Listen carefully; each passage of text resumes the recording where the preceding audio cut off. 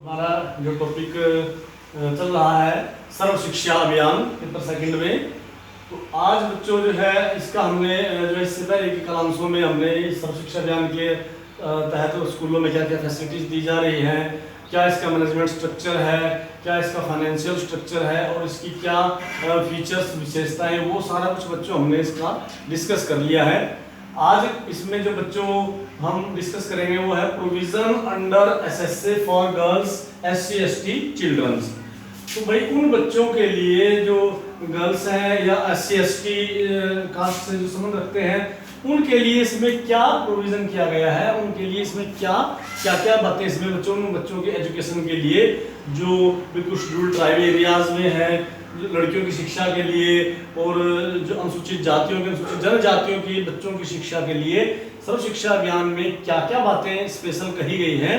तो बच्चों उस पर आज हम चर्चा करेंगे। तो इसमें कहा गया है कि इन बच्चों की शिक्षा के लिए जो पहले से छात्रवृत्तियां जो स्कॉलरशिप पहले से जारी थी वो एज इट इज वैसे की वैसे ही जारी रहेंगी, तथा लड़कियों की शिक्षा के लिए जैसे महिला समाख्या जैसे कार्यक्रम चले हुए थे जिन योजनाओं को सर्व शिक्षा अभियान में मिला दिया गया, तो इस प्रकार ऐसे कार्यक्रमों को जो है वो सर्व शिक्षा अभियान के द्वारा जो है लड़कियों की शिक्षा पर, स्त्री शिक्षा पर विशेष ध्यान दिया जाएगा और जो है कहीं पर भी इस प्रकार की कोई कमी नहीं रहने दी जाएगी कि जिससे जो है लड़कियों की शिक्षा में कोई कमी रहे। तो इस प्रकार बच्चों सर्व शिक्षा अभियान में लड़कियों की शिक्षा के लिए, महिलाओं की शिक्षा के लिए, खासकर प्राथमिक स्तर पर जो है बच्चियों की शिक्षा के लिए इसमें विशेष प्रावधान किए गए हैं। और SC बच्चों के लिए जो है उनके लिए छात्रवृत्तियां इसमें स्कॉलरशिप का प्रावधान किया गया है। ST बच्चों के जो शेड्यूल्ड ट्राइब होते हैं, जो जनजातियों से संबंधित रखने वाले बच्चे हैं, उनके लिए आवासीय विद्यालय खोलने की बात की गई है। उन्हीं के क्षेत्रों में, जिस क्षेत्र से वो संबंध रखते हैं उसी क्षेत्र में उन बच्चों के लिए आवासीय विद्यालय खोलने की इसमें बात की गई है। और जो है लड़कियों की शिक्षा के लिए विशेष प्रकार के कार्यक्रम चलाए जाएंगे कि जिससे जो है लड़कियों की शिक्षा और अधिक जो है भारत में प्रगति करे। तो इस प्रकार बच्चों इन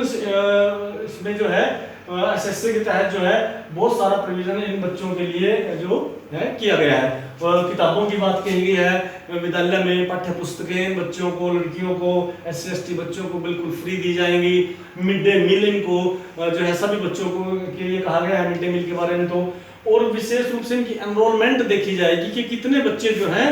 वो जो है इसमें शामिल हुए हैं, कितने बच्चे एनरोल हुए हैं, और तथा जो बच्चे छोड़कर चले गए एजुकेशन को बीच में ही, जो अपनी प्राथमिक शिक्षा पूरी नहीं कर पाए, चाहे वो लड़कियां हो, SC ST किसी भी कास्ट से संबंधित हो बच्चे, उन सब बच्चों को दोबारा शिक्षा की मुख्य धारा से जोड़ा जाएगा। इसके लिए भी इसमें बच्चों प्रावधान किया गया है। तो इस प्रकार सर्व शिक्षा अभियान में जो है लड़कियों की शिक्षा के लिए, SC ST बच्चों की शिक्षा के लिए विशेष रूप से बात कही गई है। दूसरी बच्चों बात आती है इसमें education for children with special needs. जो स्पेशल नीड्स वाले बच्चे हैं, यानी कि जो डिसेबल बच्चे हैं, जिनको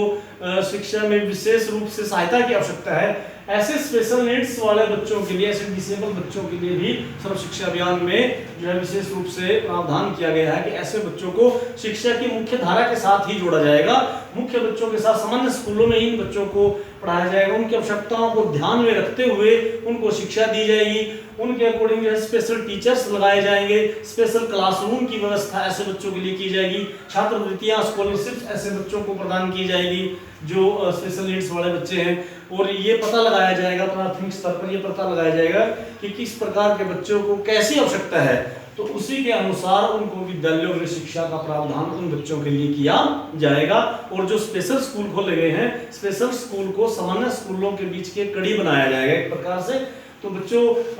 विशेष रूप से यही बात इसमें कही गई कि स्पेशल नीड्स वाले बच्चों को भी शिक्षा की मुख्य धारा में ही, सामान्य स्कूलों में ही उनको भी सामान्य बच्चों के साथ शिक्षा दी जाए। इसके लिए स्पेशल टीचर, स्पेशल क्लासरूम आदि की व्यवस्था उनके लिए की जाएगी। तो ये education for children with special needs वाले बच्चों के लिए इसमें बात कही गई है। इसके बाद बच्चों फिर आगे बात आती है suggestions for strengthening the SSA। आप SSA को और अधिक मजबूती के साथ वह कार्य करें, यह अभियान और अधिक मजबूती के साथ आगे बढ़े, इसके लिए हम क्या सजेशन सरकार को दे सकते हैं, क्या सुझाव उसके लिए हो सकते हैं। तो बच्चों बहुत सारे कुछ इसमें कमियां भी हैं, तो उन कमियों को ध्यान में रखते हुए इसके अकॉर्डिंग इसमें कुछ सुझाव दिए गए हैं। कि जैसे जिस भी विद्यालय को जो ग्रांट जारी की जाए उसका पूरा ब्यौरा रखा जाए और बिना किसी भेदभाव के सभी स्कूलों को ग्रांट समान रूप से जारी की जाए, तथा सर्व शिक्षा अभियान के तहत जितने भी क्लस्टर स्तर पर बीआरसी जो नियुक्त किए गए हैं, एबीआरसी जो नियुक्त किए गए हैं, उनका विशेष दायित्व बनता है कि वो जो है ना उनको और अधिक पावर्स दी जाए कि वो स्कूलों में जो जाकर समय समय पर इस कार्यक्रम का मॉनिटरिंग करें, इसका निरीक्षण करें इस कार्यक्रम का। और सर्व शिक्षा अभियान के तहत जो लाखों करोड़ों रुपए का खर्च जो सरकार जो है टीवी के माध्यम से, मीडिया के माध्यम से एक प्रकार से एडवर्टीजमेंट पे खर्च किया जा रहा है, वह खर्च जो है टीचर्स की ही जिम्मेवारी खुद बने कि वो उसका ज़्यादा से ज़्यादा खुद प्रचार करे और सरकार का यह लाखों करोड़ों रुपए जो एडवर्टीजमेंट पर खर्च किया जाता है यह बचे। तो टीचर ही इसकी ज़्यादा से ज़्यादा एडवर्टीजमेंट करें, टीचर्स ही बच्चों को, समाज में लोगों को इस कार्यक्रम के बारे में जागरूक करें। तो इस प्रकार बच्चों इसमें हम ये कर सकते हैं, इसके लिए ये सुझाव हम दे सकते हैं। और बिना किसी भेदभाव के सभी स्कूलों को समान रूप से ग्रांट जारी की जाए और बच्चों को सोशल जस्टिस के आधार पर बिना किसी भेदभाव के उनकी आयु, जाति, लिंग आदि के आधार पर, धर्म आदि के आधार पर कोई भेदभाव ना किया जाए किसी भी प्रकार के बच्चों के साथ। और जो मिड डे मील बच्चों इसमें दिया जा रहा है, मिड डे मील के लिए क्या है कि भाई जो है वो एक अच्छी योजना है, उत्तम योजना है, लेकिन मिड डे मील को जो है एक अलग किसी एजेंसी को सौंपा जाना चाहिए कि उसका कार्य का सारा कार्यभार जो है कोई ग्रामीण समिति को, पंचायत को, किसी इस प्रकार उसका कार्यभार सौंपे। क्योंकि स्कूलों में टीचर्स की जिम्मेवारी लगाई गई है तो क्या है कि 2 या 3 टीचर तो सारा दिन मिड डे मील के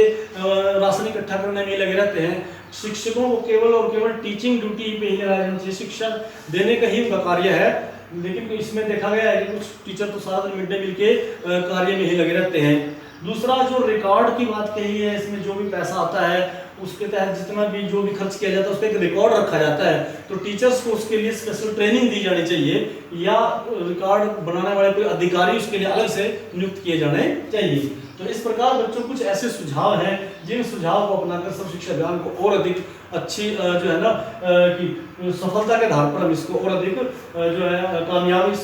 को बना सकते हैं। तो इस प्रकार बच्चों जो है